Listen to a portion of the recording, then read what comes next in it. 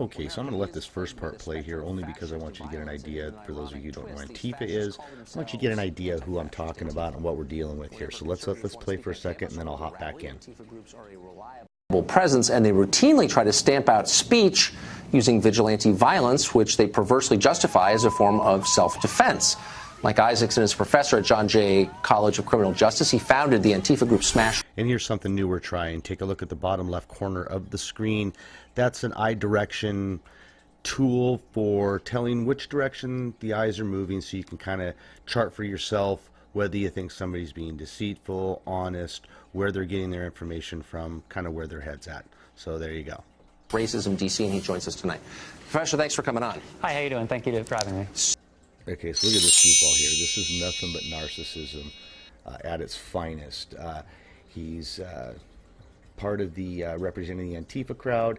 Notice the grin on his face, showing his neck, head tilted back. He's very, like I said, very narcissistic. Eyes are closed. Your position, tell me if I'm mischaracterizing this, is people you define as fascists do not have free speech rights. No, my position is...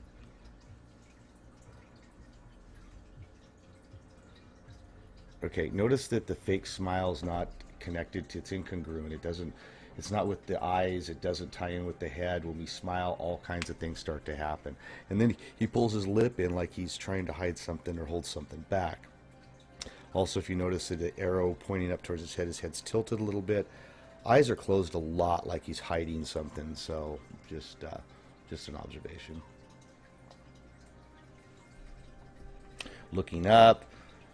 Like he's bored, like he's put out. Communities have the right to defend themselves against groups that actively seek to eliminate members of that community. To defend themselves against violence, or defend themselves against... All right. Notice how he's kind of sitting erect. This is going to come up, it's going to be important here a little later on in the interview, but notice how he's up, very animated, very animated is the easiest way to put it. I'm going to slow this down just a little bit so you can kind of see what I'm talking about here. Lots of eye blinking, eyes closed. He's very nervous. Now, this is a guy that's a professor, so he is used to talking in front of stuff, in front of people, in front of crowds, in front of these things. So for me, this is not nervousness. For me, this is deceit. He's holding something back. He's not telling the whole truth. Those are the kind of things that I see there. And then he touches his hair again. I mean, you know, this guy just... We're suddenly in this ahistorical world where Dylan Roof or Wade Michael Page doesn't exist, where Anders Breivik doesn't exist. Are you kidding me? He's very animated. No, are you really a professor, by the way? What? His point. So here's the question, though. Is it touching the hair? Past statements that have espoused violence, or is it acts of violence? So could you okay, but we're talking about... hold on, let me just finish my question. Now notice that his mouth is pierced, almost like he's like, you know, like blowing a kiss at Tucker. I don't know, but his eyes are closed, mouth is pierced. He's very trying to make a point right now. Could you I'm the king here. Commit violence against me if you thought that I had a history of saying things that you imagined were violent? I would never commit violence against you. I actually, when I was younger, I was a libertarian, and I actually looked up to you when you were a libertarian. Okay, but let's take me out of this. Let's just... Let's take a look at that. See how his head's tilted, eyes are closed, head's tilted to the side, really exposing the side of his neck. Again, touching the hair. 2 times, bam, bam. Anyway, he is trying to take these submissive postures. I'm not sure if that's what he's used to doing or if that's what he is trying to do on purpose to get Tucker to change his mind. See, he gives these shrugs, these things like, yeah, okay, long blinks. Long blinks can be a number of different things. To me, he's just very conceited. He's very contempt. He's in a lot of contempt. I think he starts putting on these pretty poses like that. See that? He just, smiley and all head tilted and looking at the camera like, oh, he's just romancing the camera here. That's what he's doing. And he's trying to get everybody to love him and to see his point and to get on his side. In America right now could be shut down, could have his free speech rights taken away, and could be the subject of violence under the standards you're describing. Well, I mean, for instance...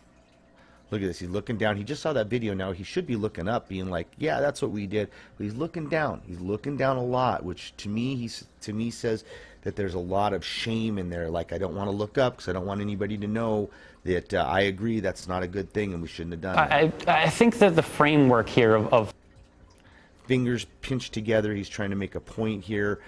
He's trying to detract from what we just saw, which was Antifa beating up people. He's trying to make a point and distracting from what we were just talking about. Talking about violence as opposed to talking about preserving the very freedoms that you and I both enjoy is a false one. I mean, Pouty eyes of concern. He's hoping to everybody will buy in on that bullshit. His eyes are very concerned. He's getting animated. Now, this is where I was telling you. Notice that he's starting to kind of pull in. Tucker's starting to get on him. Now, Tucker typically in his interviews, he has the first part, he leads out enough rope for him to hang themselves, and then he starts yanking it back in about halfway through based on all the stuff that they committed to begin with. Notice how he's piercing his lips a lot. That's I don't want to say something. I'm trying not to say something. I need to close my mouth before I say too much. He's really constructing his words. He's really putting them together. I see it a lot of his eyes shifting to the right, shifting to, looking off to his left shoulder, our right, his left. Does he have a right to speak in public? I don't think he has a right to speak in public unopposed, and that is ultimately what the purpose of Antifa is to show up and oppose him. Couple quick blinks there, long, deep breath right there. He's long blink. I'm not sure if it's that he doesn't care what Tucker's saying or if it's the fact that he's just preparing for what he needs to say next. A lot of people, when they close their eyes, they are formulating what they're going to say next because they don't want to be bothered by what the other person is saying. So to me, I think he's closing his eyes. See that long blink again? I think he's closing his eyes in order to formulate what he's going to say next. Now he puts on that pretty pose again. Look at that.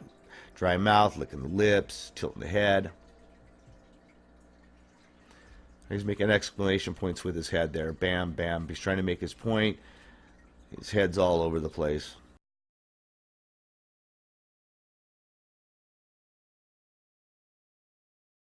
Picking his words out, looking left, picking his words out, he's constructing his sentences, making sure that he does it right. He doesn't want to say anything wrong. Notice he's all of a sudden got stiff again now. He's sitting up, licking his lips. He's got his mouth is dry. That usually comes from somebody that's being deceptive. Tucker has him on the defensive at this point. Now he's getting more animated, which means that he's losing his point, losing what's going on. A lot of big gulps going on there. Head movement, it's always down, down, down, down.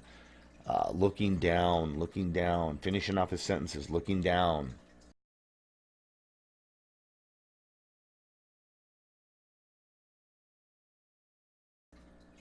How does he see with that hair hanging over that one eye like that? My depth perception would be shot. I wouldn't be banging my head on the microphone.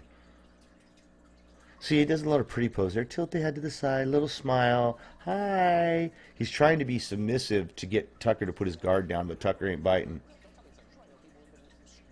He just rolled his eyes. He saw that, and he just rolled his eyes when he saw that video of the Antifa people.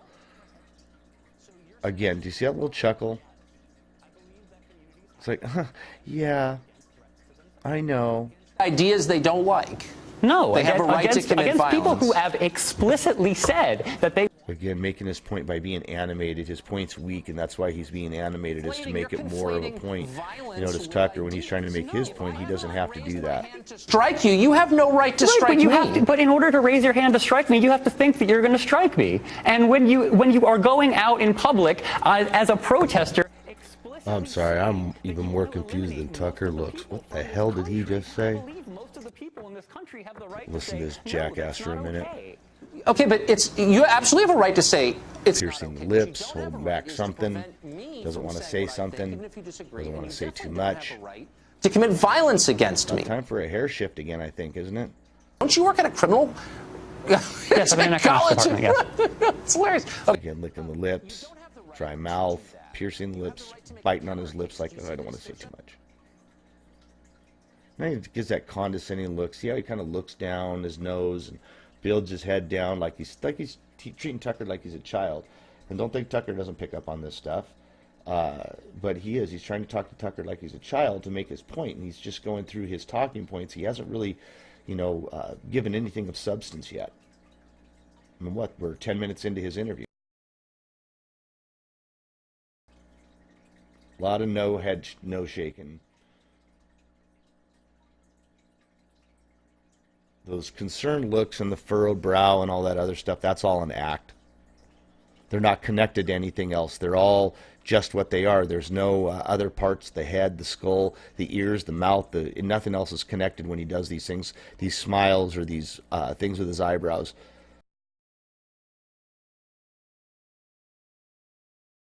See, again, he gets this pretty look on, turned to the side, showing the neck, submissive, submissive, submissive. He's trying to get Tucker to put his guard down and be a nice guy. He wants Tucker to start being nice to him, and not asking so many tough questions. What does that look all about? Oh, Tucker. Trying to make the point there. See how he's putting his chin out there and making every sentence and every word a part of his head and nod. Stop doing that. You're not going to be able to see it all. Your hair's coming down in front of your eyes again.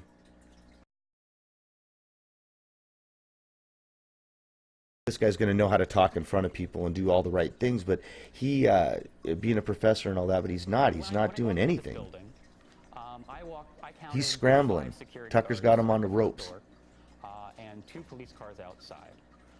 Are you going to tell me that the violence that they would enact against someone who is looking, and you will know if he did at the end here when Tucker does his, he has a little bit of a laugh or a nod that he does at the end that shows that he won and he knows he did. I don't even know what you're I'm honestly not following you. See, there's another look again. I still don't understand what that look is, other than submissive, again, with the showing of the...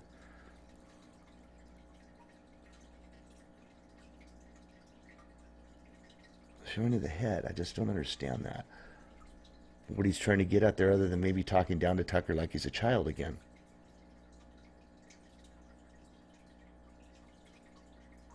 There's security in your building, for sure. And the reason that there is security, and the reason that there is security in your building is, no, the reason that you have security is because ultimately that security provides a space for nonviolent civil discourse, which is ultimately what we want. But you don't own, slow down. There are a million distinctions here, but you don't own the public square.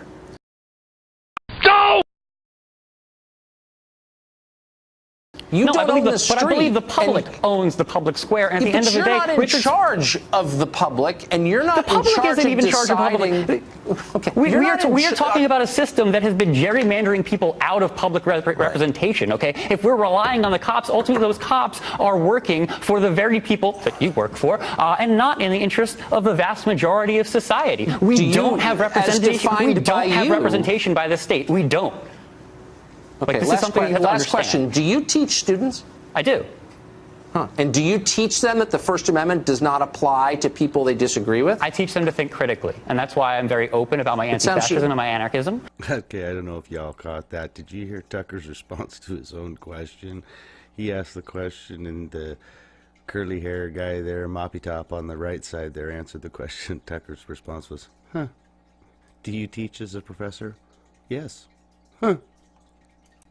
Freaking hilarious. Now make sure you notice that he did not answer Tucker's question. Tucker asked him a specific question, and he answered it in a vague way and a roundabout way, avoiding the actual answer to the question. So I had an alt-right supporter actually in my class last semester. Yeah. I worked with him on his papers. He started off kind of bad at citation. I got him better at citation, and he wrote a paper that was an A paper. I mean, I am not discriminating against my students. Yeah. Ultimately, except you think. Well, there's a big old head lean, head tilt, exposing the neck. Very, very submissive right here. Mouth pulled in, doesn't want to say anymore. Feels like he said too much, and now he's just being very submissive. Notice his shoulders have dropped. He's no longer animated. He knows he lost the argument. He knows the people he disagrees should be beaten up, but sure. Whatever. All right, Congressman. Close, Professor. Thanks for coming on. I appreciate it. Okay, so that wraps it up for this one here. As we can see, I love Tucker's laugh at the end. He knows he won. He gets pretty animated about it. So if you'd like to learn how to do this stuff yourself, if you want to know how to read body language, if you're in sales, if you're a teacher, work in HR, something like that, and you want to learn how to read body language and what somebody's really thinking, click the link down below, and I have a full course where you can learn all about body language and how to read that and micro expressions. I also have a bunch of free stuff and whatnot that you can take full advantage of on, and I'll put the links below, a free book on how to read body language, how to pick out a liar, or how to spot a liar. And then also I have a political 2020 edition for the up-and-coming political season. So if you want to check that out too, just check the thing down below and check one of the links down below. Like and subscribe, do all that stuff regardless of what platform you're on. Like, subscribe, follow, whatever it may be.